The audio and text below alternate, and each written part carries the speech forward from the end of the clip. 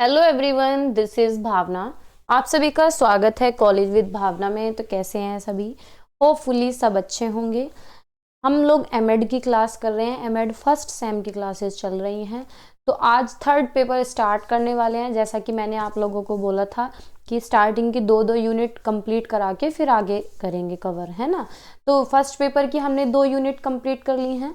Second paper की 2 unit हमने cover कर ली हैं और आज आपका थर्ड पेपर मैं स्टार्ट कर रही हूँ। इसकी भी 2-3 दिन में ये दोनों यूनिट कंप्लीट कर लेंगे। फिर उसके बाद फोर्थ पेपर स्टार्ट करेंगे, उसके भी 2 यूनिट कवर कर लेंगे। यानी एक वीक के अंदर सारे जितने भी आपके पेपर हैं उनकी सबकी 2-2 यूनिट कंप्लीट हो जाएंगी। ठीक है, फिर लास्ट के 2-2 बचेंगे, उन्हें भी 15 दिन के अंदर सारा कर लेंगे। बाकी देखते हैं एग्जाम का क्या शेड्यूल है। अभी थोड़ा सा गैप हो रखा था तो इसलिए पता नहीं चल पा रहा है कि कब एग्जाम है क्या है। अभी मैं देख नहीं पाई हूँ, थोड़ा सा बिजी शेड्यूल होने के कारण। ठीक है, और आप लोगों को पता तो है ही कि बिजी किस वजह से थे, कि घर में शादी थी, इस वजह से ज़्यादा ध्यान उस तरफ नहीं रहा। तो स्टार्ट करते हैं। अगर चैनल पे नए हैं तो लाइक शेयर सब्सक्राइब आप लोग कर ही सकते हैं। और तो स्टार्ट करते हैं। यूनिट फर्स्ट आज हम करने वाले हैं। थर्ड जो आपका पेपर है सोशियोलॉजिकल फाउंडेशन ऑफ एजुकेशन है। जो लोग रेगुलर क्लासेस या फिर कॉलेज जा रहे हैं उन लोगों को पता होगा, और जिन लोगों ने एडमिशन लिया है और कॉलेज नहीं जा पा रहे हैं तो उन लोगों के लिए ये हेल्पफुल और भी ज़्यादा है कि पता चल जाए कि पेपर थर्ड आपका कौन सा है। पेपर जो थर्ड है आपका सोशियोलॉजिकल फाउंडेशन ऑफ एजुकेशन है। ये सिलेबस है, मैं बार बार आपको दिखाती रहती हूँ ताकि आपको अंदाजा रहे कि क्या चल रहा है और कौन सा पेपर चल रहा है। पेपर थर्ड आज हम स्टार्ट कर रहे हैं। इसकी यूनिट फर्स्ट हम करने वाले हैं। यूनिट फर्स्ट के अंदर हम पढ़ेंगे सोशियोलॉजी क्या होता है। सबसे पहले देखो, इस पेपर का नाम ही सोशियोलॉजी है, सोशियोलॉजिकल फाउंडेशन ऑफ एजुकेशन। तो स्टार्टिंग हमें सोसाइटी से ही करनी पड़ेगी कि समाज क्या होता है। फिर हम सोशियोलॉजी के बारे में पढ़ेंगे। फिर उसके बाद आगे के टॉपिक्स कवर करेंगे जो यूनिट के अंदर दिए गए हैं, जैसे कि सोशियोलॉजी ऑफ एजुकेशन क्या है, इसका कंसेप्ट क्या है, इसका नेचर प्रकृति कैसी है, इसका स्कोप क्या है, इसके फंक्शंस क्या हैं। ये सारे टॉपिक आज कवर करेंगे। बाकी के कल कर लेंगे। डिफरेंस देखेंगे कि एजुकेशन सोशियोलॉजी और सोशियोलॉजी ऑफ एजुकेशन में क्या डिफरेंस है। ये पूरा एक ही टॉपिक है कि एजुकेशन एज अ सब सिस्टम ऑफ सोसाइटी कैसे कहलाता है। ये पूरी की पूरी लाइन आपको लॉन्ग क्वेश्चन के अंदर रखी मिलती है। तो इसी तरीके से हम करते हुए चलेंगे। तो स्टार्ट करते हैं टॉपिक को। जो लोग नए जुड़ते हैं वो बेल आइकन ऑन कर लेना ताकि जब भी वीडियोस आए आपके पास नोटिफिकेशन आ जाए। तो स्टार्ट करते हैं। समाज क्या होता है? सोसाइटी। सोसाइटी जो वर्ड है वो सोसाइटस से आया है, और सोसाइटस वर्ड जो डेराइव हुआ है वो सोशियस से हुआ है, जिसका मतलब होता है कि एक बॉन्ड किसी भी पार्टी के बीच में या फिर फ्रेंडली हम ग्रुप में जो रहते हैं उसके बीच में जो बॉन्ड रहता है, या फिर एक सभ्य जहां कुछ लोग सभ्य हों उसे हम समाज का नाम दे देते हैं। ठीक है, आगे पढ़ते हैं कि समाज क्या है। समाज उन लोगों का समूह है जो एक समान संस्कृति का साझा करते हैं, यानी एक जैसा कल्चर अपनाना, एक जैसी संस्कृति को अपनाना, एक जैसे काम करना, पूरा एरिया बिल्कुल फ्रेंडली रहना, अपने आप को सेफ फील करना, या फिर सब लोग बराबर मिल बांट के रह रहे हैं, सभ्य तरीके से रह रहे हैं, उसे हम क्या कहते हैं? समाज कहते हैं। तो समाज उन लोगों का समूह है जहाँ पे समान संस्कृति का साझा करते हैं, किसी विशेष भौगोलिक क्षेत्र में निवास करते हैं, यानी किसी पर्टिकुलर एरिया में रहते हैं, और स्वयं को एकीकृत और विशिष्ट इकाई मानते हैं। ठीक है, तो उसे क्या कहा जाता है? समाज कहा जाता है। विशेषताएं देखते हैं। समाज किन लोगों से मिलके बनता है? It consist of people. क्या हो गया ये? It ensures mutual interaction and awareness, यानी ये आपसी संपर्क और जागरूकता सुनिश्चित करता है कि भाई समाज में जो लोग रहते हैं वो जागरूक भी होने चाहिए और उनका संपर्क एक दूसरे से बना रहे, यानी म्यूचुअल इंटरेक्शन हो, ये सुनिश्चित करता है, तभी समाज कहलाता है। It depends on likeness as well as differences, यानी ये समानता और भिन्नताओं पर आधारित होता है। Division of labour and cooperation are essential, यानी श्रम विभाजन और सहयोग भी आवश्यक है, सब एक दूसरे को कॉपरेट करें, सपोर्ट करें। सोसाइटी डायनेमिक भी होती है, यानी समाज गतिशील भी होता है, बदलता रहता है कि ये हमारा एरिया हो गया, फिर दूसरा एरिया हो गया, या फिर हम लोग यहाँ शिफ्ट हो जाएं, यहाँ के लोग यहाँ शिफ्ट हो जाएं, तो डायनेमिक होता है। ऐसा नहीं है फिक्स है कि यहाँ रह रहे हैं तो यहीं पे ही रहेंगे। तो सोसाइटी क्या है? डायनेमिक है। जहाँ भी हम ग्रुप बनाते हैं, जहाँ भी हम रहते हैं फ्रेंडली, जहाँ सभ्य लोग रहते हैं, वो एक समाज कहलाता है। ठीक है, it has is on control system, खुद का एक कंट्रोल सिस्टम होता है, खुद के कल्चर होते हैं, खुद की संस्कृति होती है। ठीक है, तो वो क्या कहलाता है? समाज कहलाता है, और समाज ऐसे लोगों से ही मिलके बनता है। सोशियोलॉजी समाज शास्त्र क्या होता है? अगस्त कॉम्टे ने ये वर्ड दिया है। देखो ये कंपटीशन में पूछा भी जाता है, जैसे यूजीसी नेट का एग्जाम होता है तो उसके अंदर ये पूछा जाता है कि सोशियोलॉजी जो वर्ड है वो किसने दिया है, तो अगस्त कॉम्टे ने दिया है। ये एक फ्रेंच फिलोसोफर थे, इन्होंने इस वर्ड को कॉइन किया है। Application of scientific method in the study of relation between society and individual, यानी समाज और व्यक्ति के बीच संबंधों के अध्ययन में वैज्ञानिक पद्धति के प्रयोग को समाजशास्त्र कहा जाता है। ठीक है, आगे पढ़ते हैं। Sociology explain, studies, analyse the mutual interaction relationship between individual and the society, यानी समाजशास्त्र क्या है, इसके अंदर हम ये अध्ययन करते हैं कि जो समाज है और जो इंडिविजुअल है उनके बीच में किस तरीके के म्यूचुअल इंटरेक्शन है और किस तरीके का रिलेशनशिप है, किस तरीके का संबंध है, वो सारी चीजें हम किसके अंदर पढ़ते हैं, सोशियोलॉजी के अंदर पढ़ते हैं। यानी सोशियोलॉजी के अंदर हम समाज के बारे में पढ़ते हैं और इंडिविजुअल के बारे में पढ़ते हैं और इन दोनों का क्या इंटरेक्शन है, आपस में क्या नाता है, क्या रिलेशनशिप है, क्या इंटरेक्शन है, वो सारी चीजें हम सोशियोलॉजी के अंदर पढ़ते हैं। Human are born in the society and live in the society, different types of social influences follow upon them, यानी हम लोग समाज में ही पैदा होते हैं और समाज में ही रहते हैं और बहुत सारी चीजें एक दूसरे से इन्फ्लुएंस करती हैं, एक दूसरे को प्रभावित करती हैं। कभी समाज हमें प्रभावित करता है, कभी लोग समाज को प्रभावित करते हैं।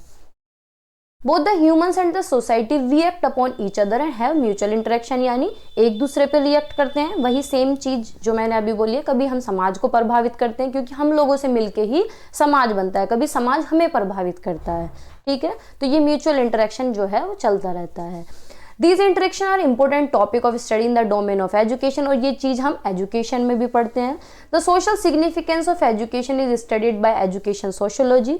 एजुकेशन एंड सोशियोलॉजी ये दोनों एक दूसरे से रिलेटेड वर्ड हैं। सोसाइटी से भी रिलेटेड है, समाज में जितनी भी गतिविधि होती है उससे भी रिलेटेड है, और समाज का जो वेलफेयर है, समाज की जो वेलबींग है उससे भी रिलेटेड है। यानी अगर देखा जाए तो दोनों एक दूसरे से इंटर रिलेटेड है, एक दूसरे पे इंटरडिपेंडेंट है, यानी एक दूसरे पे परस्पर संबंधित और एक दूसरे पे निर्भर है। ठीक है, सोशियोलॉजी ऑफ एजुकेशन, एक दो डेफिनेशन भी देख लेते हैं, याद रहे तो लिख देना पेपर के अंदर। Sociology of education is considered, ये एक ब्रांच है किसकी, प्योर डिसिप्लिन है सोशियोलॉजी की। कौन, सोशियोलॉजी ऑफ एजुकेशन, यानी ये इसी की डिसिप्लिन है, इसी की ब्रांच है, ना कि एजुकेशन की। ब्रोकोवर ने एक डेफिनेशन दी है कि sociology of education is not a technology of education, यानी एक तकनीकी नहीं है, ये सिर्फ क्या है, सोशियोलॉजी ऑफ एजुकेशन है, यानी समाज से निकला हुआ है और एजुकेशन में हम इसे पढ़ते हैं। एजुकेशन के अंदर हम सोसाइटी के बारे में, सोशियोलॉजी के बारे में पढ़ते हैं। ठीक है, ना कि टेक्नोलॉजी के बारे में। टेक्नोलॉजी में थोड़ी ना पढ़ते हैं हम सोसाइटी को। Sociology of education is concern with the relationship between education and society. Hanson ने डेफिनेशन दी है कि सोशियोलॉजी ऑफ एजुकेशन क्या है, ये एक रिलेशन है शिक्षा का और समाज का। ठीक है, sociology of education is the scientific analysis of the educational system, यानी ये एक डेफिनेशन और है कि शिक्षा का समाजशास्त्र शैक्षिक प्रणाली का वैज्ञानिक विश्लेषण है। Meaning and nature of educational sociology, अब इसका नेचर और देख लेते हैं, इसका नहीं, एजुकेशन सोशियोलॉजी का नेचर है शैक्षिक समाजशास्त्र का अर्थ और प्रकृति। एजुकेशन सोशियोलॉजी क्या है, ये भी सोशियोलॉजी की ब्रांच है जिसके अंदर हम इश्यूज पढ़ते हैं कि समाज में क्या, समाज और एजुकेशन से जोड़ के जो भी मुद्दे हो रहे हैं उन सब के बारे में स्टडी करते हैं, किसके अंदर, एजुकेशन सोशियोलॉजी के अंदर। और ये ब्रांच किसकी है, सोशियोलॉजी की ब्रांच है। ठीक है, यानी शैक्षिक समाजशास्त्र की ही एक शाखा है जो समाज और शिक्षा के बीच संबंधों से जुड़े मुद्दों का अध्ययन करती है, यानी जितने भी इश्यूज हैं वो सारे हम इसके अंदर पढ़ते हैं। ठीक है, एप्लीकेशन ऑफ सोशियोलॉजिकल प्रिंसिपल, जितने भी सोशियोलॉजिकल समाजशास्त्रीय सिद्धांत हैं वो इसके अंदर अप्लाई होते हैं, जितने भी मेथड्स हैं, जितने भी तरीके हैं और जितने भी प्रॉब्लम्स हैं उन सब का सॉल्यूशन हम किसके अंदर ढूंढते हैं, एजुकेशनल सिस्टम के अंदर ढूंढते हैं। ठीक है, जैसे कि एग्जाम्पल के लिए कि अगर हमें लोगों के अंदर बदलाव लाना है, समाज के अंदर बदलाव लाना है, तो हम बदलाव कैसे ला सकते हैं, तो भाई एजुकेशन ही एक ऐसा टूल है जिससे हम समाज के अंदर बदलाव ला सकते हैं। अब हम किसी की मेंटेलिटी अगर हमें चेंज करनी हो या पर्टिकुलर एरिया की या समाज की मेंटेलिटी अगर चेंज करनी हो तो हम एक दिन में, 2 दिन में तो नहीं चेंज कर सकते। हम समाज के अंदर बदलाव कैसे ला सकते हैं, एजुकेशन सिस्टम के द्वारा या एजुकेशन के द्वारा, यानी जब लोग शिक्षित होंगे तो उनकी मेंटेलिटी जो है वो खुद से खुद ही चेंज हो जाएगी। ठीक है, तो यानी जितनी भी प्रॉब्लम्स होती हैं समाज की उनका सॉल्यूशन किसके अंदर होता है, एजुकेशनल सिस्टम के अंदर या फिर एजुकेशन के अंदर। It analyzes the institution and organization of education and studies the functional relationship between education and on one hand and other, यानी ये शिक्षा की संस्था और संगठनों का विश्लेषण करती है, यानी जितनी भी शिक्षा के इंस्टीट्यूशन हैं, ये स्कूल हैं, जो भी हैं, संगठन हैं, उनका विश्लेषण करती है। एक और शिक्षा और दूसरी ओर समाज के अन्य घटकों जैसे अर्थव्यवस्था, राजनीति, धर्म और परिवार के बीच कार्यात्मक संबंधों का अध्ययन करती है। ठीक है, कौन? Educational sociology. ठीक है, यानी समाज के जितने भी काम हैं, जितने भी मुद्दे हैं, जितनी भी चीजें हैं जो समाज में इन्वॉल्व हैं, जो सोसाइटी में इन्वॉल्व हैं, उन सब का अध्ययन या उन सब का सॉल्यूशन या उन सब का जितना भी स्ट्रक्चर है वो हम किसके अंदर पढ़ते हैं? एजुकेशन के अंदर पढ़ते हैं। ये भाई प्रैक्टिकली तो हम आस पड़ोस में या कहीं भी देख सकते हैं, लेकिन अगर हम पढ़ना चाहें तो हम कहाँ पढ़ेंगे? एजुकेशन के माध्यम से ही तो पढ़ेंगे। तो अगर हमें इकोनॉमी के बारे में पढ़ना हो, पूरी इकोनॉमी पढ़नी हो, पूरा समाजशास्त्र, अर्थव्यवस्था पूरी पढ़नी हो, तो कैसे पढ़ेंगे? एजुकेशन के माध्यम से तो पढ़ेंगे।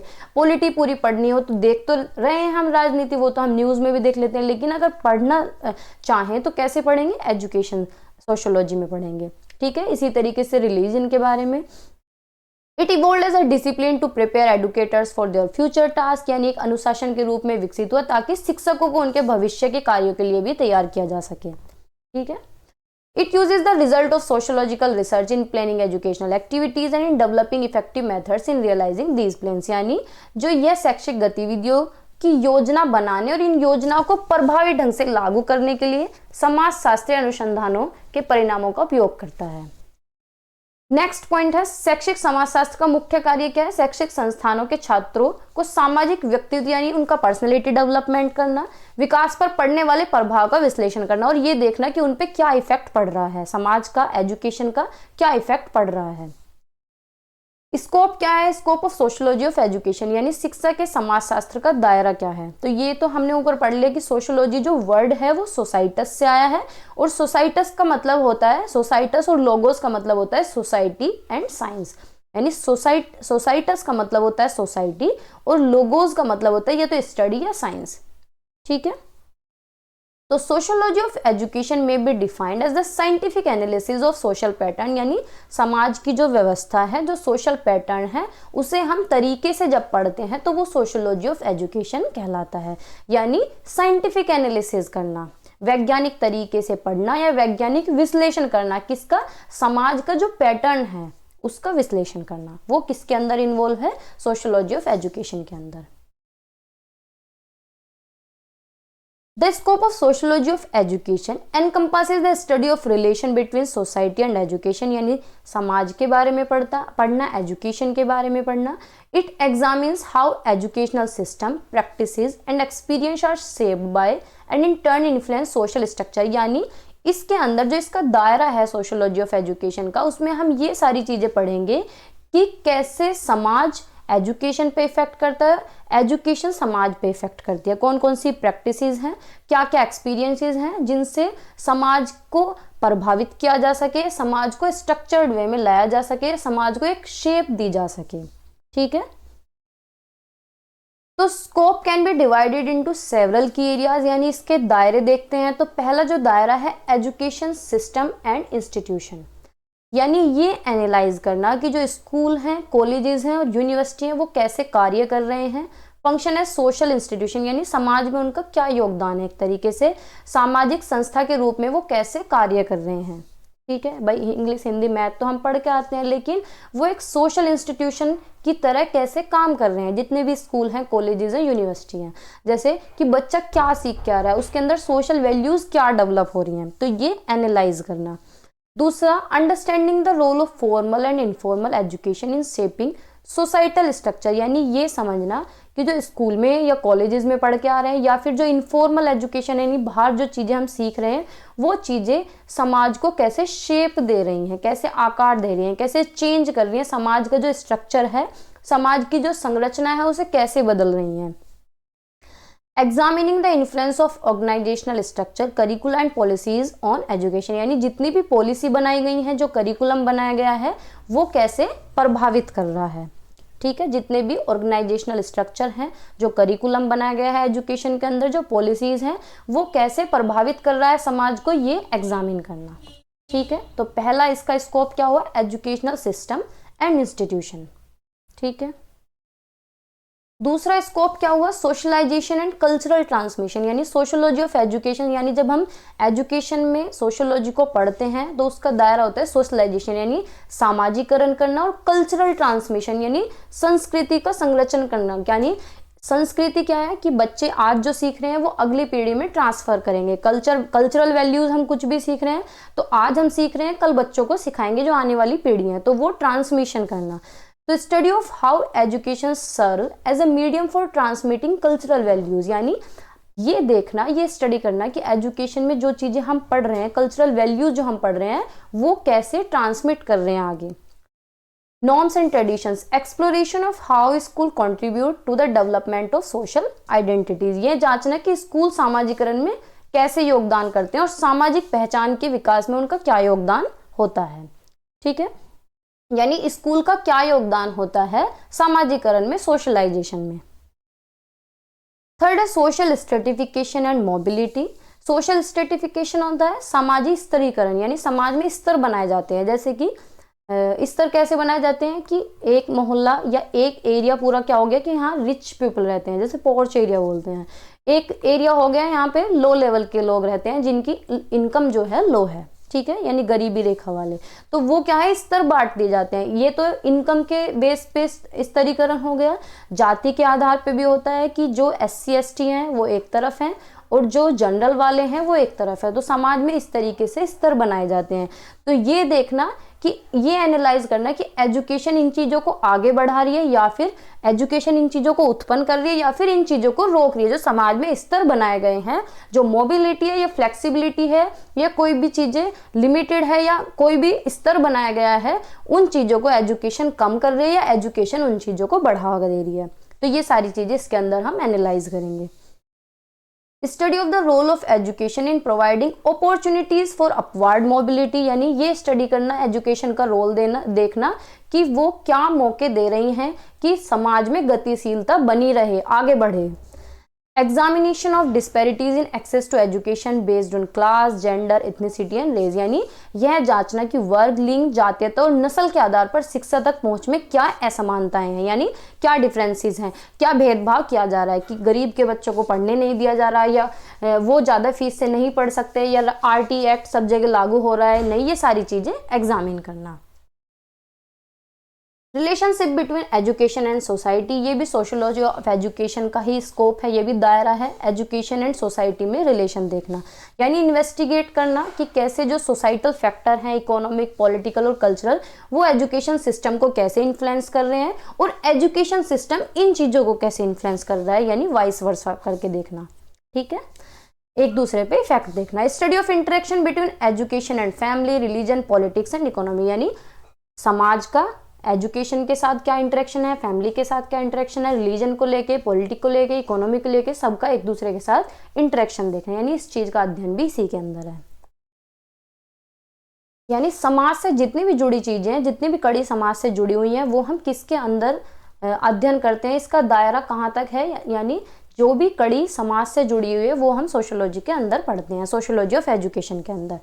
एजुकेशनल पॉलिसीज एंड रिफॉर्म, भाई पॉलिसी कोई भी बनी है तो वो भी समाज में कोई ना कोई प्रभाव लेके आती है। तो एनालाइज करना कि जितनी भी एजुकेशनल पॉलिसीज हैं समाज को लेके जो बनी हुई है, इंक्लूजन को लेके बनी हुई है, उनका क्या प्रभाव पड़ रहा है, तो इसको भी एनालाइज करना, यानी शैक्षिक नीति और सामाजिक समानता और समावेशन का प्रभाव देखना, उसका विश्लेषण करना। और ये देखना कि समाज में क्या बदलाव आ रहा है, जैसे कि गरीबी को लेके, इलिटरेसी जो साक्षरता नहीं है उसको लेके, अनएम्प्लॉयमेंट बेरोजगारी है उसको लेके क्या प्रभाव पड़ रहा है कि भाई अप्लाई हो रही है, नहीं हो रही है या सिर्फ बनाई ही गई हैं। तो ये सारी चीजें हम किसके अंदर पढ़ते हैं, सोशियोलॉजी ऑफ एजुकेशन के अंदर। एजुकेशन एंड सोशल चेंज, यानी शिक्षा और सामाजिक परिवर्तन, तो ये एक्सप्लोर करना कि how education act as an agent of social change, वही जो मैं शुरुआत में कह रही थी कि ये एक्सप्लोर करना कि एजुकेशन समाज के अंदर क्या बदलाव लेके आ रहा है, ये कैसे एक एजेंट की तरह काम कर रहा है, कैसे मॉडर्नाइजेशन लेके आ रहा है, कैसे लोगों को मॉडर्न कर रहा है, तो ये एक्सप्लोर करना, एजुकेशन का रोल देखना, एग्जामिन करना, और समाज में जितने भी मुद्दे हैं, जितने भी जैसे कि जेंडर इक्वलिटी को लेके कि समानता या समता सबको मिल रही है नहीं, उसे एड्रेस करना, एनवायरनमेंट को लेके या ग्लोबल सिटीजनशिप को लेके। ठीक है। इसी तरीके से ग्लोबलाइजेशन एंड एजुकेशन है कि जो ग्लोबल ट्रेंड है उसके बारे में पढ़ना कि वो कैसे इम्पैक्ट कर रहा है एजुकेशन की सारी पॉलिसीज को और एजुकेशन के सिस्टम को। Development of personality and social skills यानी एक तरीके से होलिस्टिक डेवलपमेंट करना किसी भी इंडिविजुअल का, ये स्टडी करना, यानी सोशियोलॉजी ऑफ एजुकेशन के स्कोप में हम ये भी स्टडी करेंगे कि कैसे एजुकेशन क्या योगदान दे रहा है किसी भी इंडिविजुअल के सर्वांगीण विकास के लिए, होलिस्टिक डेवलपमेंट के लिए, कि उसका ऑलराउंड डेवलपमेंट हो सके। ये एक्सप्लोर करना कि स्कूल का क्या रोल है कम्युनिकेशन में, जो संचार हो रहा है, जो बातचीत हो रही है, जो टीम वर्क हो रहा है, जो लीडरशिप स्किल है, इन चीज़ों को भी एक्सप्लोर करना कि स्कूल क्या भूमिका निभा रहा है, कि भाई कैसी बच्चों की बातचीत हो रही है, कैसे संचार कर रहे हैं, कौन कौन सी हैबिट्स, कौन कौन सी स्किल्स उनके अंदर डेवलप हो रही हैं। फंक्शन क्या है, कार्य क्या है सोशियोलॉजी ऑफ एजुकेशन के। भाई जब सोशियोलॉजी नाम जुड़ी गया है तो क्या करेगा, सबसे पहले सामाजिकरण करेगा। तो एजुकेशन क्या हेल्प करेगी कि सोसाइटल नॉर्म्स इंटरनलाइज करेगी, हमारे अंदर वैल्यूज लेके आएंगी, किसी भी इंडिविजुअल, किसी भी बच्चे के अंदर, किसी भी पर्टिकुलर इंडिविजुअल के अंदर क्या करेगी, नॉर्म्स डेवलप करेगी, सोसाइटल नॉर्म्स, वैल्यूज और beliefs, prepare them to function effectively, जिससे कि वो समाज में एक प्रभावी काम कर सकें। Foster cultural transmission by passing down traditions, languages and ideologies, यानी संस्कृति संरक्षण को बढ़ावा देगी, जैसे कि हम जो चीजें सीख रहे हैं फिर आगे हम वो सारी चीजें पास डाउन करेंगे। ठीक है, जो भाषा हम चीजें सीख रहे हैं, जो आइडियोलॉजी हमारी, और हमने कैसे सीखा, तो हमने अपनी मम्मी को, बाबा को, दादी को देख के सीखा, तो इसी तरीके से हमें देख के अगली पीढ़ी सीखेगी। तो यानी सामाजिकरण करना। तो सबसे पहला जो फंक्शन है यानी समाज शास्त्र के कार्यों में सबसे पहला क्या है, सोशलाइजेशन करना, सामाजिकरण करना। वो सामाजिकरण सबका, यानी एजुकेशन हेल्प करेगी सामाजिकरण में, समाजीकरण करेगी किसी भी इंडिविजुअल का, उसके अंदर सोसाइटी में जितने भी रूल रेगुलेशन है वो सारे इंटरनलाइज करना। कल्चरल ट्रांसमिशन यानी संस्कृति ट्रांसमिट करनी, जो हम चीजें कर रहे हैं, जितने भी रीति रिवाज हम लेके चल रहे हैं वो आगे ट्रांसमिट करना। सोशल इंटीग्रेशन यानी एकीकरण बना के रखना, एकजुट होकर रहना सारे लोग। Education unite diverse group by teaching common languages, norms and values, यानी एकजुट बन के रहना। ये नेशनल आइडेंटिटी को भी प्रमोट करेगी और सोशल कोहेजन को भी बढ़ाएगी, यानी समाज में सब एकता के साथ रहेंगे, सामाजिक एकता को ये बढ़ावा देगा। ठीक है, तो ये सारी चीजें हम कहाँ से सीखेंगे, ये सारे इसी के कार्य हैं सोशियोलॉजी ऑफ एजुकेशन के। नेक्स्ट है skill development and workforce preparation, यानी हमारे अंदर स्किल्स भी डेवलप होंगी एजुकेशन से, कि भाई हम आगे जाके कुछ भी काम कर सकें और इकोनॉमी प्रोडक्शन कर सकें, यानी अगर सिंपल भाषा में बोला जाए तो हम आगे जाके कमा सकें, वर्कफोर्स के लिए प्रिपेयर हो जाएं, काम करने के लिए तैयार हो जाएं कि हम कहीं भी जॉब ले सकें। तो एजुकेशन क्या है, किसी भी इंडिविजुअल को प्रिपेयर करती है कि वो लेबर मार्केट में अपना एक स्पेसिफिक रोल निभा सके। Social stratification and mobility. Education often reinforces societal stratification but can also be a tool for upward mobility, यानी गतिशीलता जो है आगे की तरफ जाए, समाज में गतिशीलता है, यानी किसी को भी परेशानी ना हो, ना तो किसी को दबाया जाए कि जैसे SC/ST वाले लोग हैं, गरीब लोग हैं, तो किसी भी तरीके का किसी के साथ भी कोई भी हरासमेंट ना हो, यानी अपवर्ड मोबिलिटी और फ्लेक्सिबिलिटी होनी चाहिए। It create distinction between based on academic achievement and credential, यानी शैक्षिक उपलब्धियों और प्रमाण पत्रों के आधार पर भेदभाव उत्पन्न करती हैं। बहुत बार देखते हैं ना कि किसी के स्कूल में जैसे ज़्यादा नंबर आ रहे हैं तो टीचर उसे प्रायोरिटी ज़्यादा दे रहा है, जिनके कम नंबर आ रहे हैं उन्हें प्रायोरिटी नहीं दी जा रही है, तो ये चीज़ें गलत होती हैं, तो ये डिस्टिंक्शन नहीं होना चाहिए। एजेंट ऑफ चेंज, यानी एजुकेशन जो है वो आलोचनात्मक सोच को भी बढ़ावा देगी, यानी दूर, अब जैसे कहते नहीं पढ़े लिखे आदमी ज़्यादा सोच सकते हैं, मतलब कहते ही हैं, वैसे सच तो ये है नहीं। क्रिटिकल थिंकिंग को बढ़ावा देना, इनोवेशन, कुछ भी नया करके देखना, नवाचार, और अवेयरनेस ऑफ सोशल इश्यूज, यानी समाज में जितने भी मुद्दे हैं उसके प्रति अवेयर करना। ठीक है, तो बदलाव का काम भी करेगी एजुकेशन। एम्पावर करेगी किसी भी इंडिविजुअल को कि वो सोसाइटी में कुछ बदलाव ला सके। फॉर्मेशन ऑफ आइडेंटिटी, यानी एजुकेशन कंट्रीब्यूट करेगी कि किसी की भी पर्सनल और सोशल आइडेंटिटी क्या है, डेवलप हो सके। किसी भी इंडिविजुअल की हेल्प करेगी कि वो एक्सप्लोर कर सके, explore their role and responsibility within their community, यानी समुदाय में तुम्हारी क्या भूमिका है, क्या तुम्हारी जिम्मेदारी हैं, उनका पता लगाना और मदद करती है। कंट्रोल एंड सोशल ऑर्डर यानी help maintain societal stability by enforcing conformity to laws and rule, यानी जितने भी समाज के रूल्स एंड रेगुलेशंस हैं उन्हें फॉलो करना। और education play a role in addressing deviant behaviour through moral and ethical teaching, यानी शिक्षा सामाजिक विकृति व्यवहारों को संबोधित करने में नैतिक और एथिकल शिक्षा के माध्यम से भूमिका निभाती है। पॉलिटिकल सोशलाइजेशन यानी स्कूल हमें पढ़ाता है कि क्या हमारी नागरिक जिम्मेदारी है और क्या हमें अपना रोल निभाना है, कैसे हमें पार्टिसिपेट करना है किसी भी डेमोक्रेटिक प्रोसेस में। ठीक है, क्या हमारे राइट्स हैं, क्या हमारी ड्यूटीज़ हैं, क्या हमारे गवर्नेंस हैं, कौन सा रूल हमें फॉलो करना चाहिए और कब हमें एक्शन लेना चाहिए, ये सारी चीज़ें सिखाती है हमें। ठीक है, ये सारे काम हैं किसके, एजुकेशन के। तो सोशियोलॉजी ऑफ एजुकेशन के सारे कार्य यानी समाज के प्रति जितने भी समाज से चीज़ें जुड़ी हुई हैं वो सारी इसी के अंदर आती हैं कि हमारा सामाजिकरण होना, हमारी कल्चरल ट्रांसमिशन होना यानी हमारे नैतिक मूल्यों का आगे ट्रांसमिशन होना एक पीढ़ी से दूसरी पीढ़ी, सोशल एकजुट होकर रहना, सोशल इंटीग्रेशन होना, स्किल्स का डेवलपमेंट होना, काम के लिए तैयार होना, समाज में स्तर जो है मोबिलिटी वो फ्लेक्सिबिलिटी होनी चाहिए, एजेंट ऑफ चेंज बदलाव का कारण भी यही होती है। ठीक है, तो आज की वीडियो में इतना ही रखते हैं। होपफुली क्लास आपको अच्छी लगी होगी। अब इसमें हम सारा समाज के बारे में ही पढ़ेंगे, तो इसमें आप खुद से भी बना के पॉइंट लिख सकते हैं क्योंकि कोई भी चीज़ ऐसी फिक्स नहीं है, ये आपके खुद के ओपिनियन, खुद के व्यूज़ भी इसमें मैटर करते हैं। अगर आपको ये पॉइंट नहीं लिखने हैं तो अपने पास से भी लिख सकते हैं। ठीक है, लेकिन होना चाहिए टॉपिक से रिलेटेड ही। तो बाय, टेक केयर, पढ़ते रहिए, मुस्कुराते रहिए, मेरे साथ जुड़े रहिए। अगर चैनल पे नए हैं तो लाइक शेयर सब्सक्राइब आप लोग कर सकते हैं।